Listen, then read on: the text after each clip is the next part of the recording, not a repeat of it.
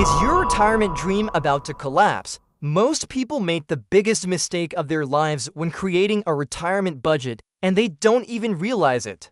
Today, we're going to tell you everything you absolutely need to know for a comfortable retirement without financial stress. Now we're connecting with retirement planning expert David Montgomery.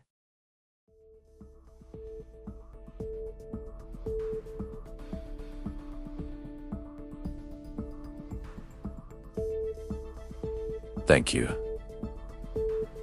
I'm David Montgomery. Today, we're going to discuss the most critical topic of retirement: a working budget. Most people see retirement as a finish line. But here's the truth. Retirement is the beginning of a new financial life. 80% of the questions I receive have the same concern. David, will my money be enough? The answer to this question may seem simple, but the essence is directly connected to budgeting discipline. Retirement planning isn't just about saving money. It's about knowing how to spend that money. Let's start with a reality. 65% of retirees in America are dependent on Social Security payments. This alone isn't enough. The average Social Security payment in 2025 is approximately $1,900 per month. On top of that, Medicare premiums, rent or mortgage, groceries, bills. The list goes on. This is exactly where a planned budget becomes a lifesaver. Now I'll show you step by step how to create a retirement budget. But first I need to talk about the most important principle. Your budget must be realistic, not wishful thinking. It must be achievable. Step 1. Determine your income sources. The first step is to create your net income picture. Where will your income come from in retirement? Let's make the list. Social Security payment. This is your basic income. The average in 2025 is $1,900, but if you retired at full retirement age, this figure can go up to $2,500. If you retired early, you'll receive less. If you retired late, you'll receive more. Social Security calculation may seem complex, but it has a simple logic. The longer you work, the higher income you receive. But the age factor also comes into play. If you retire early at age 62, you'll receive 75% of the full amount. At age 67, you receive the full payment. If you wait until age 70, your payment increases by 24%. Big difference. Your second income source is your retirement accounts, 401k or IRA.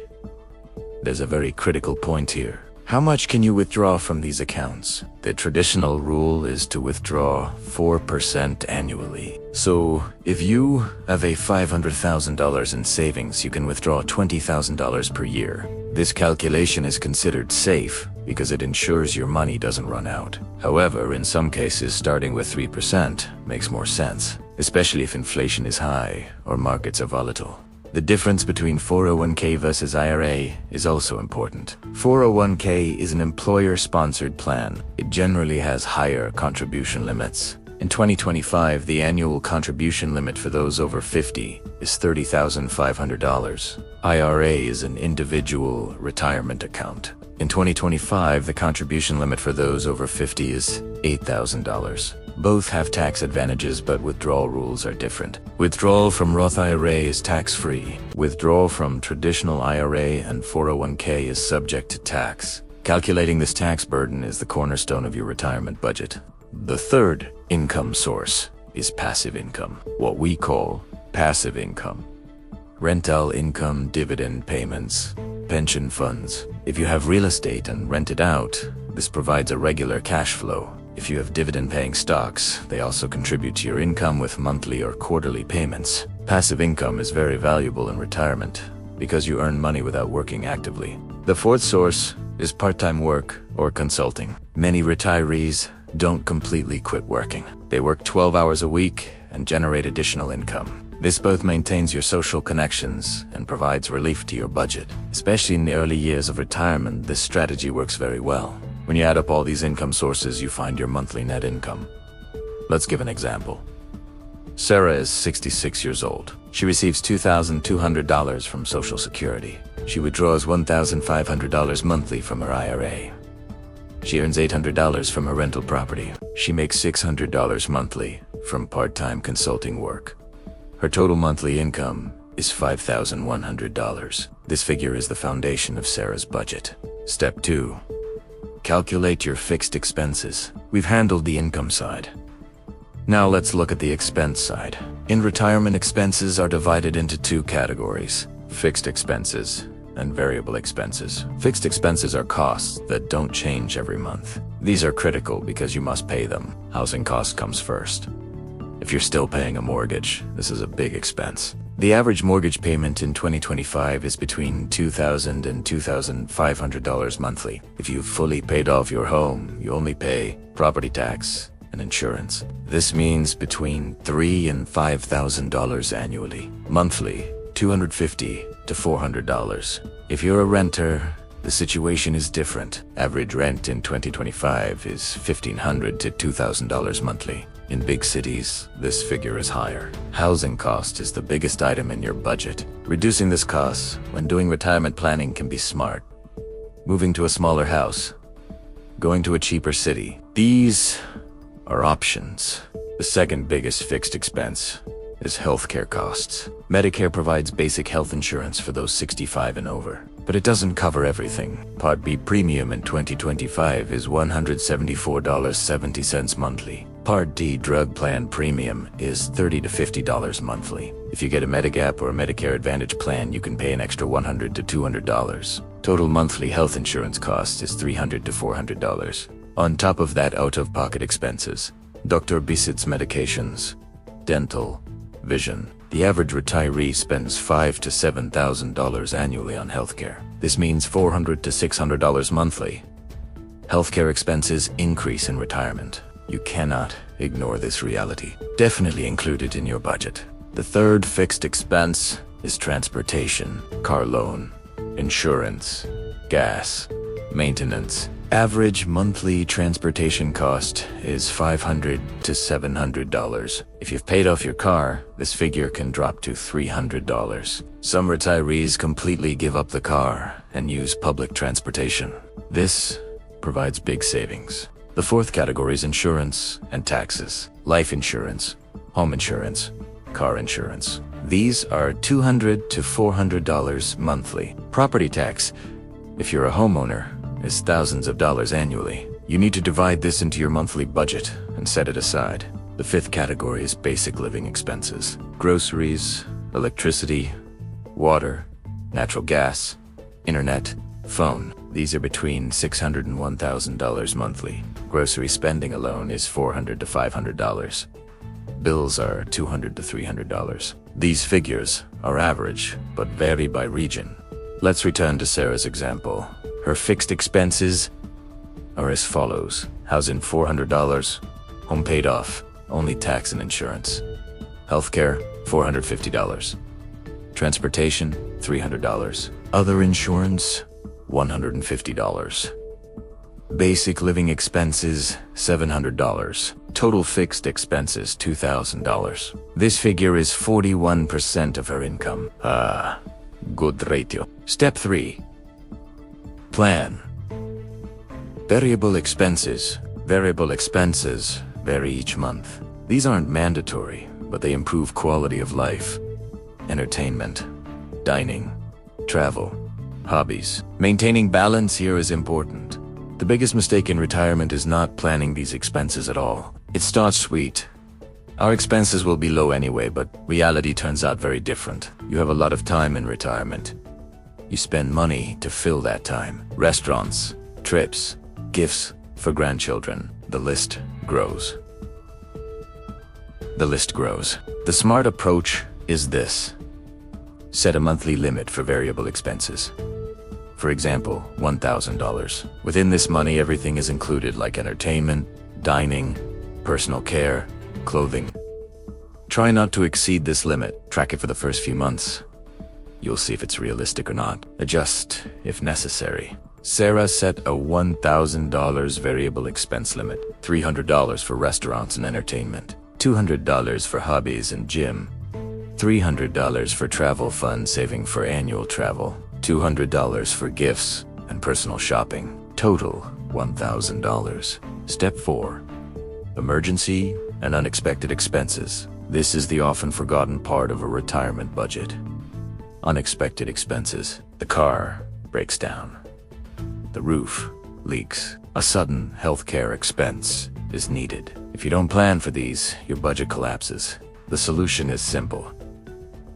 Emergency fund. In retirement, you should keep at least 6 months of expenses in cash. If your monthly expenses are $3,000, you need $18,000 in emergency fund. This money can sit in a high-interest savings account. It should be easily accessible, but shouldn't mix with daily expenses. Also create a separate fund for annual large expenses, car maintenance, home repairs, vacation. Save these by setting aside small amounts each month. That way when a big bill comes, you won't experience shock. Step 5. Tax planning. Tax planning in retirement is critical. Many people forget this and then face a high tax bill. Up to 50 to 85% of Social Security payments can be subject to tax, depending on your income. Every dollar you withdraw from 401k and traditional IRA is subject to normal income tax. If you make a high withdrawal, your tax bracket increases. This becomes costly for you. The smart strategy is to do Roth conversions. While working, you convert money from traditional IRA to Roth. You pay tax then, but withdrawal in retirement is tax-free. In 2025, the standard tax deduction for retirees is $15,700, $31,400 for married couples. This is your tax-exempt income. Use this wisely. Balance your income sources so you don't move into a high tax bracket. Let's look at Sarah's situation. Her annual income is $61,200. Of this, $26,400 is Social Security. The rest is IRA withdrawals and other income. Her net income after tax is approximately $52,000, monthly $4,300. Her expenses are $3,000. She has $1,300 left monthly. She adds this money to unexpected expenses or her travel fund. Step 6. Account for inflation. The final critical point of a retirement budget is inflation. In 2025, inflation is hovering around 3%. This means your expenses will increase 3% each year. Your monthly expenses that are $3,000 today could be $4,000 10 years from now. To manage this risk, your income sources need to be indexed to inflation. Social Security increases every year with COLA, cost of living adjustment. COLA in 2025 was 2.5%. This is good protection, but it's not enough. Your investment portfolio also needs to beat inflation. That's why holding stocks, even in retirement, is important. A balance of 50% stocks, 50% bonds, is appropriate for many retirees. Also, review your budget every year. Which expenses increased? Which decreased? Are your income sources sufficient? This annual checkup keeps you from going off track. Step 7. Flexibility and prioritization. Finally, there must be flexibility in your budget. Life changes. Health status changes. Family situation changes. A rigid budget stresses you out. Instead, be flexible but disciplined. Determine your priorities. What do you really want to spend on? Some retirees prioritize travel. Some prioritize family and grandchildren. Some prioritize hobbies. Ask yourself, what's important to me? Spend there. Cut back in unnecessary places. Create a prioritization system. Mandatory expenses 50%. Quality of life expenses 30%. Savings and emergency fund 20%. This ratio guides you. Creating a working retirement budget isn't difficult. It just requires discipline and realism. My most important advice for those looking for financial tips for 50 is this: start early. Create a budget 3 to 5 years before entering retirement. Rehearse. You'll see if it works. Now let me give you concrete steps. What you need to do today. First step, sit down and list all your income sources.